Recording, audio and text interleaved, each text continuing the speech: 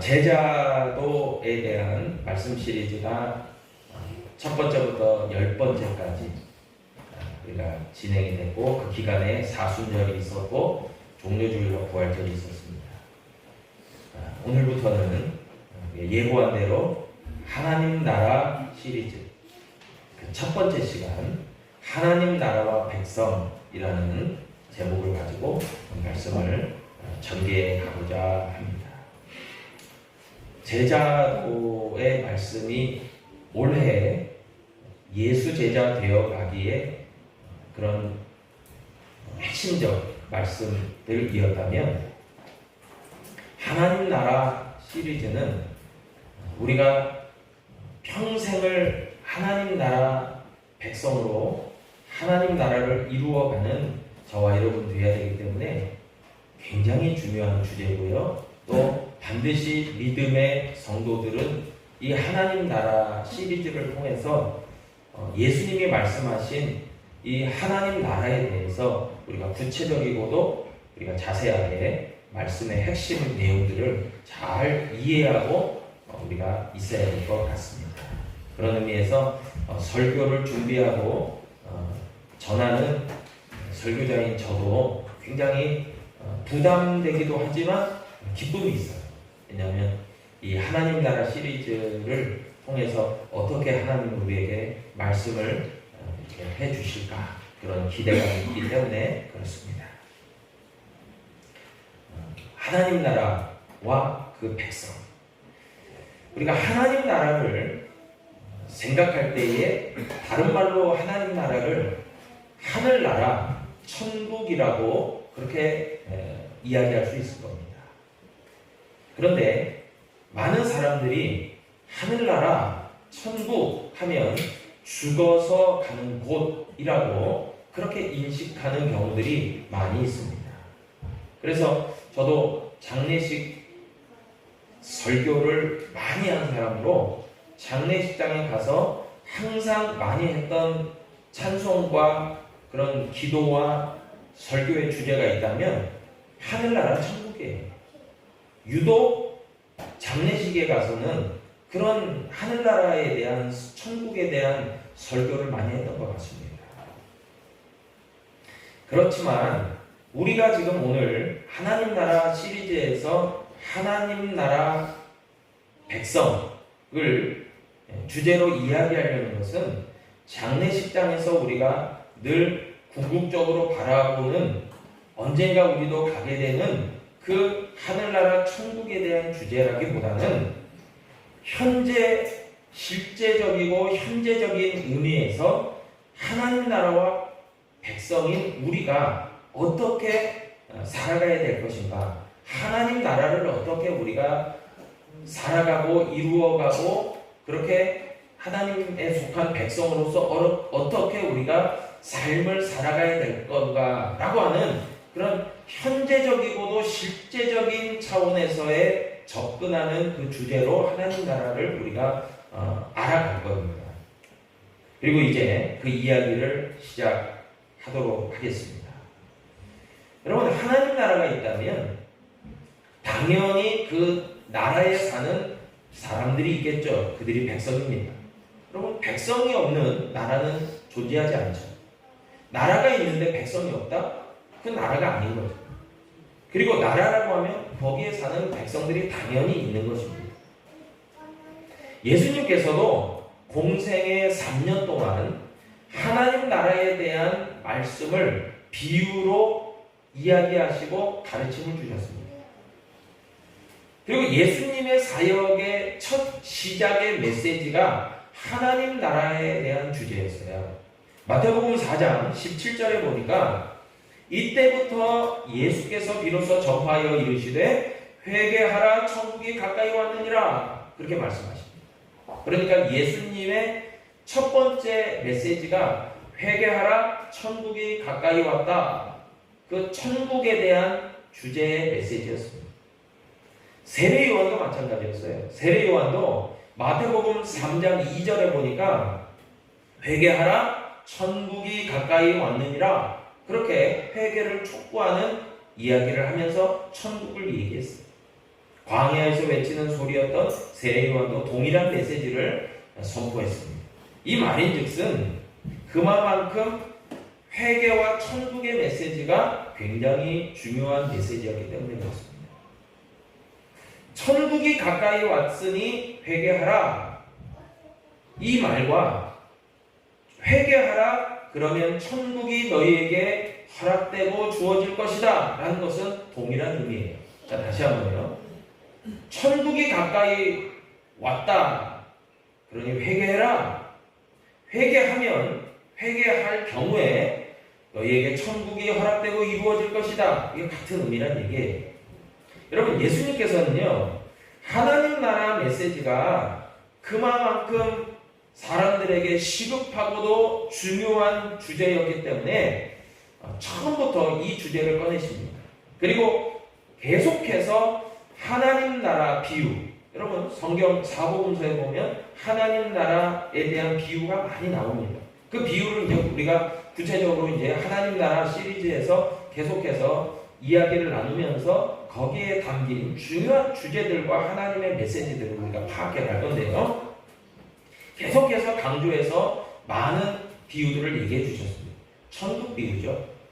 그런데 예수님께서 이 말씀하신 회개하라 천국이 가까이 왔느니라 에서 살펴보면 회개와 천국의 상관관계는 어떤 것일까요? 왜 회개와 천국을 같이 두었을까요?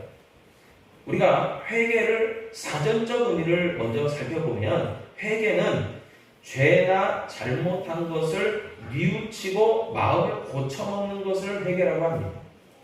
근데 이것을 보다 더 복음적 의미에서 예수님이 말씀하신 것에 대한 입각해서 우리가 회개를 해석하자면 이런 겁니다. 예수님이 회개하라, 천국이 가까이 왔다 해서 회개는 어떤 의미냐?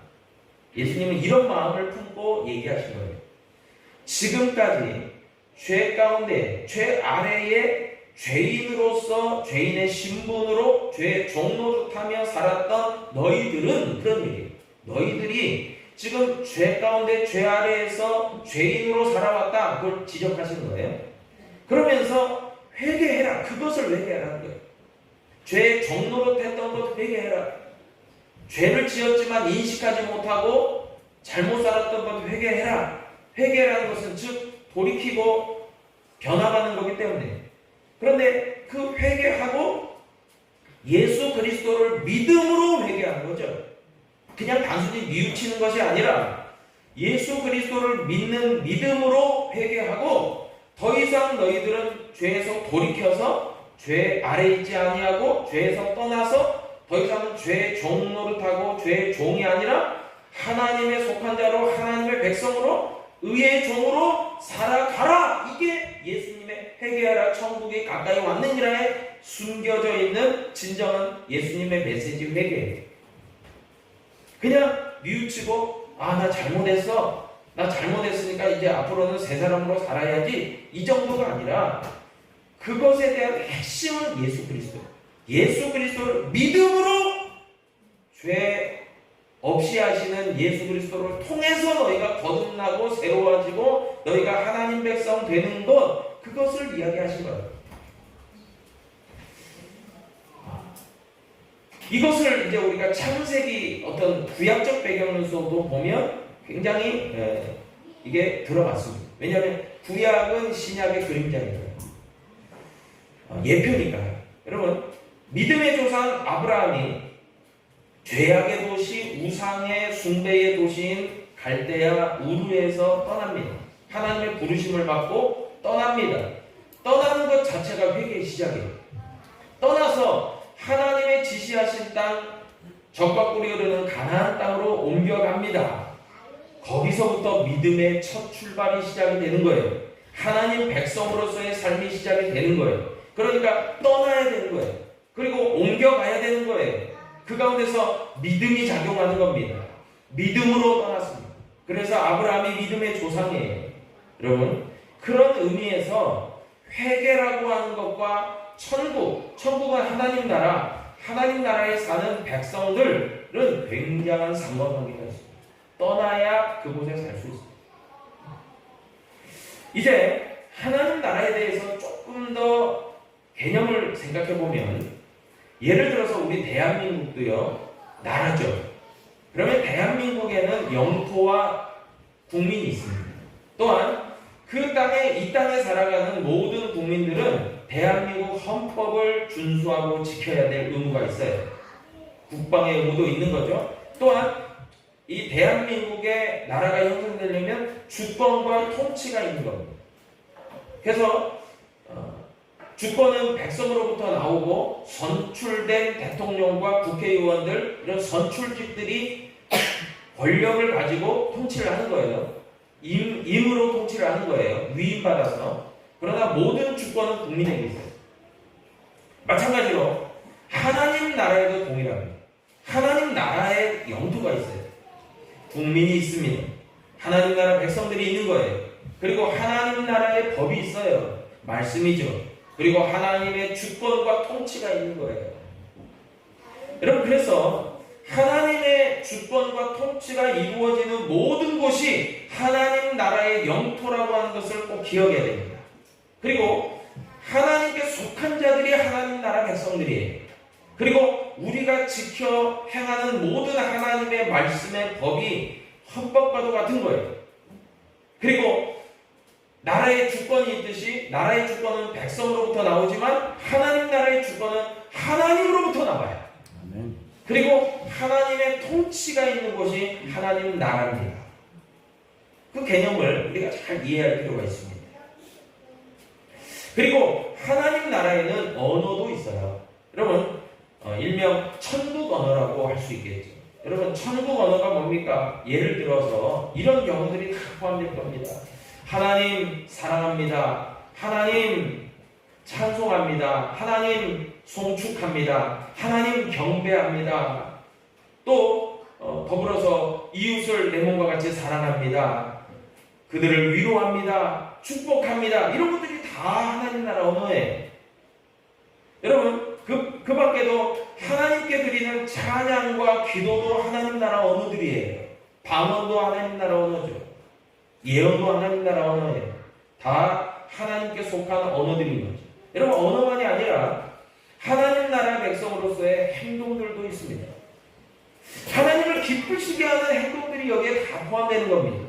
그래서 우리가 거룩한 주의를 지키기 위해서 교회 와서 이렇게 예배를 드리는 것, 헌금을 하는 것, 봉사를 하는 것, 또 신교를 하는 것, 그리고 주의 복음을 이웃에게 전하는 것, 하나님께 영광 돌리는 모든 일들이 다 믿음의 행동들이에요. 하나님 나라 백성들의 행동들인 겁니다.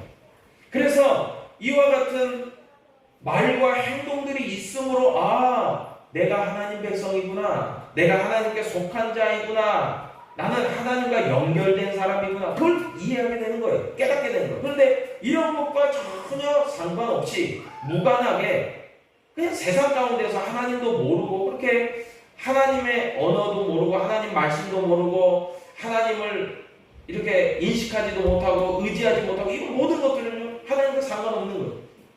그냥 죄 아래, 아직도 죄 가운데 죄 아래에 그냥 살아가는 그냥 존재들입니다. 하나님과 연결점이 없는 존재들입니다. 하나님 나라에 속하지도 않고 하나님 백성도 아닌 거죠.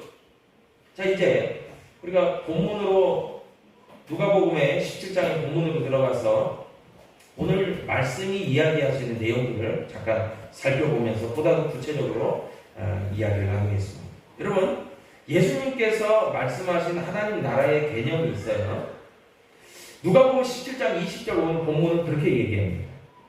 바리새인들이 물어봐요. 예수님께. 바리새인들이 하나님의 나라가 어느 때 임하니까 예수님께 물어봅니다. 그럴 때 예수님께서 대답을 이렇게 하세요.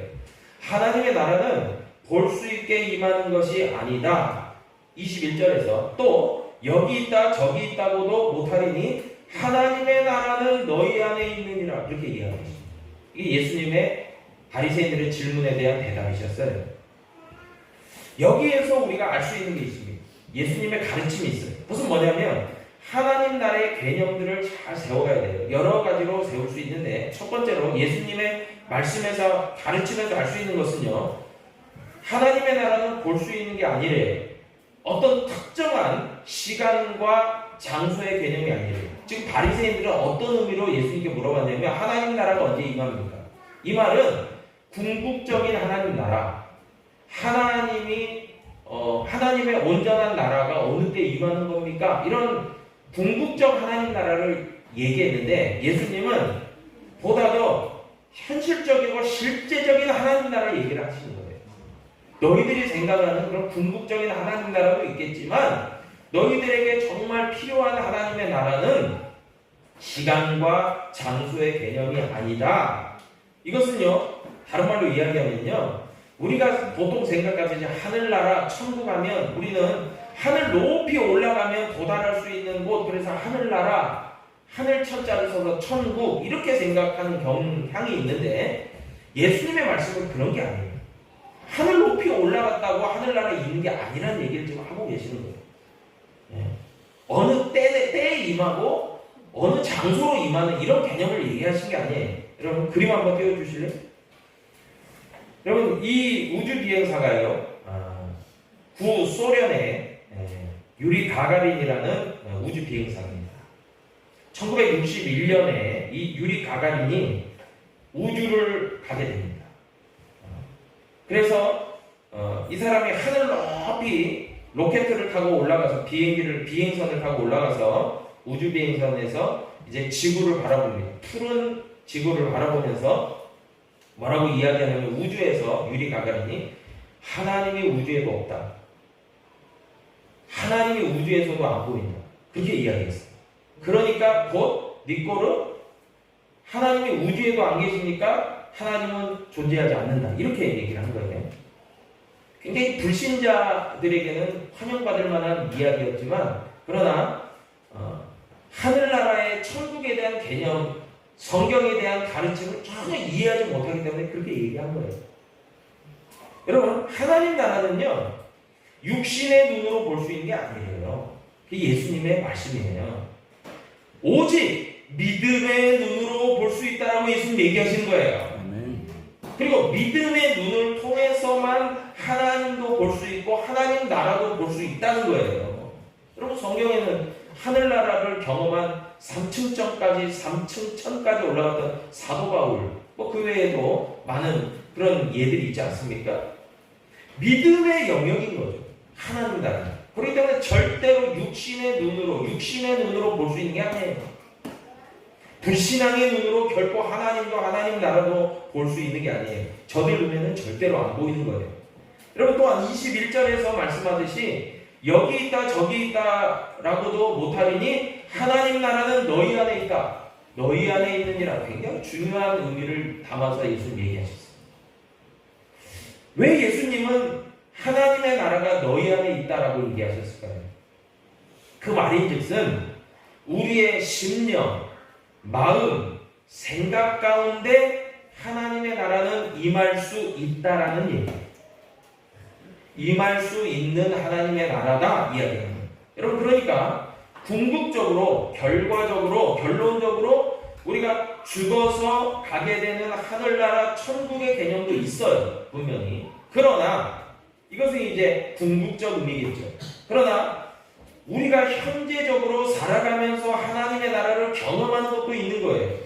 이것이 하나님의 통치와 주권이 임하고 그리고 정말 하나님 백성된 우리들이 살아가는 그 하나님 나라도 있는 거죠. 현재도 하나님 나라가 있는 거예요. 그러니까 현재적 개념의 하나님 나라가 있는 거예요. 그것이 예수님 말씀하신 너희 안에도 하나님 나라가 있다라고 얘기하시는 거예요. 이것을요 사도 바울은 다음과 같이 좀 설명을 합니다. 로마서 14장 17절이요 말씀합니다.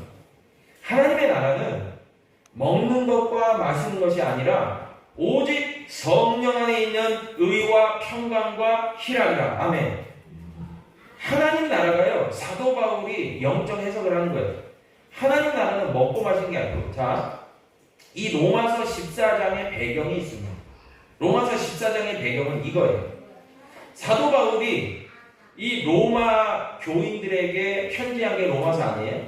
그런데 이 이방 지역에 사는 우상 숭배를 하는 이 수많은 지역에 사는 많은 크리스찬들에게, 예수 믿는 사람들에게 애로점이 있었어요.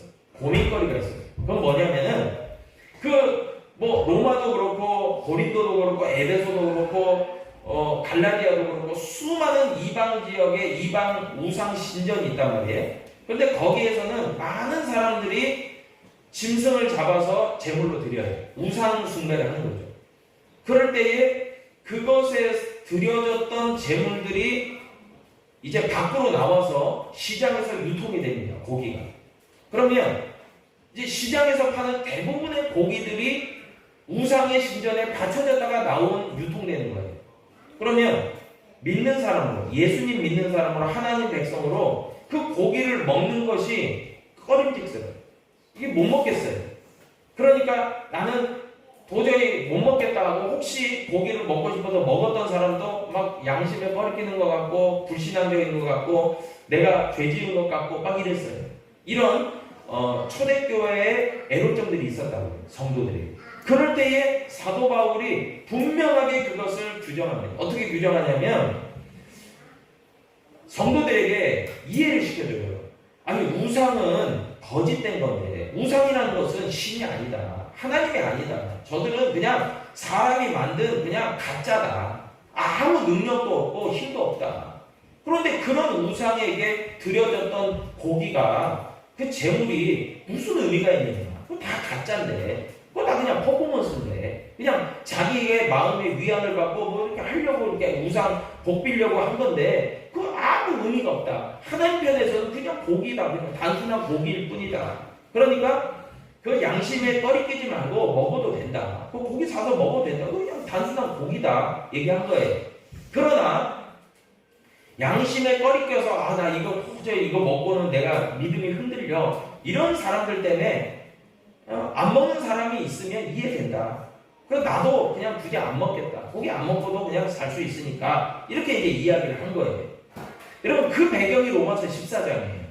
그런 배경 가운데서 나왔던 말씀이 로마서 14장 17절인 거예요. 그러니까 먹는 것과 마시는 것으로 하나님의 어떤 믿음과 하나님의 나라가 좌지우지되는 게 아니다. 그런 것으로 이해되는 게 아니다. 하나님 나라는 오직 성령 안에서 의와 평강과 희락이다라고 설명하고 있는 거예요. 그러니까 우리의 마음, 심령, 우리의 어떤 생각, 우리의 어떤 의지적인 모든 부분, 삶 가운데서 하나님의 의와 평강과 희락이 충만하게 임하는 거죠. 이게 하나님의 나라고 그 의와 평강과 희락이 넘치는 삶을 살아가는 사람들이 하나님의 백성이다. 그 얘기를 하는 거예요. 여러분 그런 면에서요. 우리 하나님 나라가 어디에 임하냐면 마음에 임하죠. 예수님 말씀하신 너희 마음 가운데 하나님 나라가 임한다. 그러니까 하나님의 백성으로서 우리가요 마음 관리를 참 잘해야 돼요. 왜냐하면 구약 잠언 4장 23절에도 보니까요 모든 지킬 만한 것 중에 더욱 내 마음을 지키라. 왜 마음을 지키라고 그랬냐면 생명의 근원이 이에서 난대요. 그러니까 참 사람이 마음 먹게 달렸다 이 말도요 어느 면에서는 상당히 신앙적인 말이에요. 마음이 굉장히 중요해요. 마음가짐이 참 중요합니다. 생각이 참 중요합니다. 생각의 전환이 있는 거예요. 회개도요 마음과 생각의 전환이에요. 여러분 그래서 마음을 잘 지켜야 되는데요. 또한 로마서 10장 10절에도 보니까요 사람이 마음으로 믿어 의에 이르고 입으로 시인하여 구원에 이른대. 그러니까 마음으로 굉장히 믿어 의에 이르는. 그러니까 마음이 그만큼 중요한 거예요. 그러면 그 마음 관리를, 마음가짐을 어떻게 해야 되는 거예요? 우리의 마음을 활짝 열고요.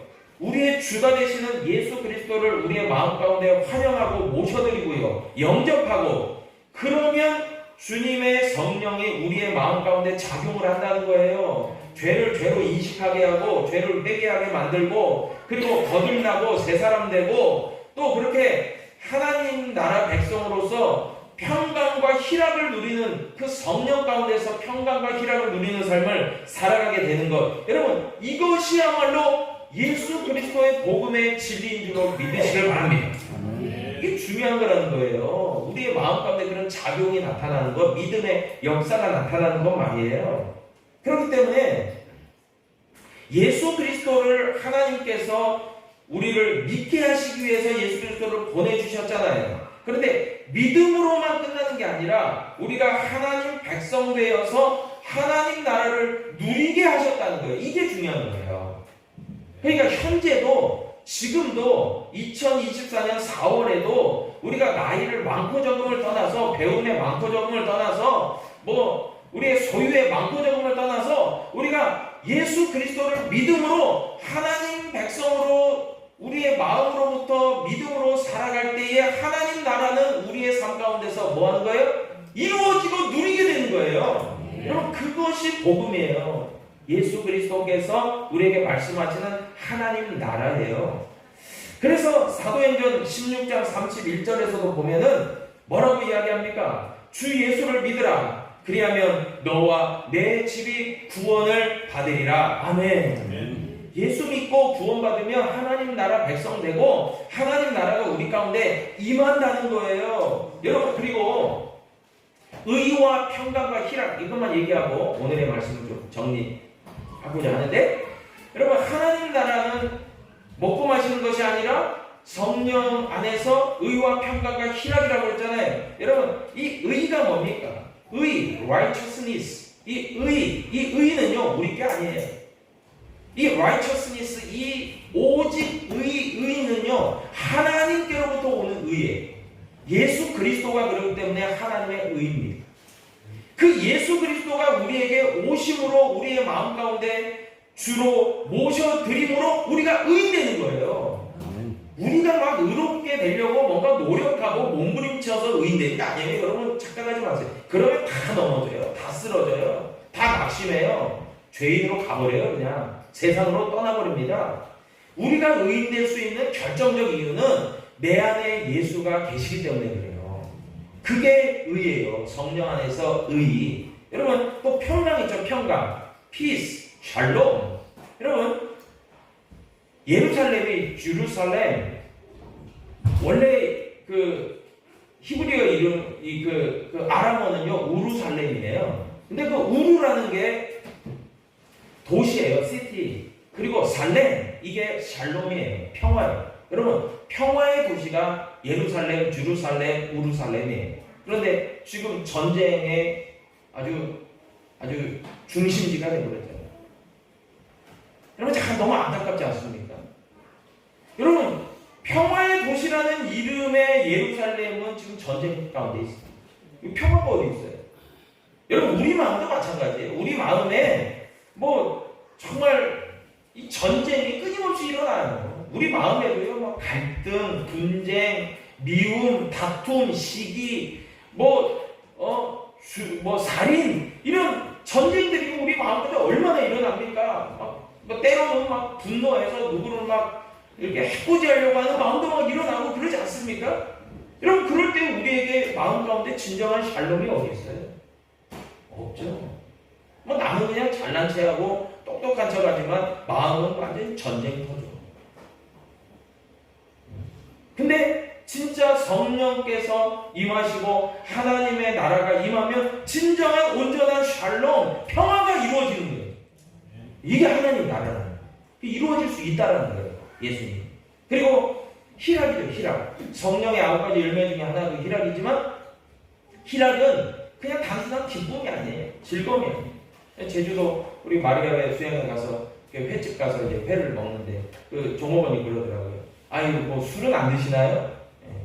그래서 저희는 회 먹으면서 술 안 먹습니다. 옆에 빵은 술 먹나 봐요. 그래서 막 고래고래 소리 지르고 그래서 제가 잠깐 건너가서 좀 조용히 하세요 하려다가 제가 사회적 지위가 신분이 있기 때문에 제가 참았습니다. 그리고 마리아회 동행하지 않았으면 저는 개인적으로 제주도 갔으면 제가 옮겨가서 아니 지금 예의를 갖추시라고 똑바로 하세요. 이렇게 시끄럽게 합니까? 다른 분들 식사하시는데 조용히 하세요 라고 하려고 했는데 마리아회와 동행해서 제가 참았습니다.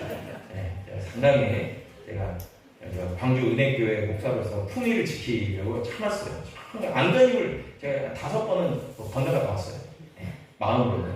근데 참았어요. 근데 고래고래 소리 지르고 술 마시고. 근데 제가 마음 가운데 이런 생각이 들었어요.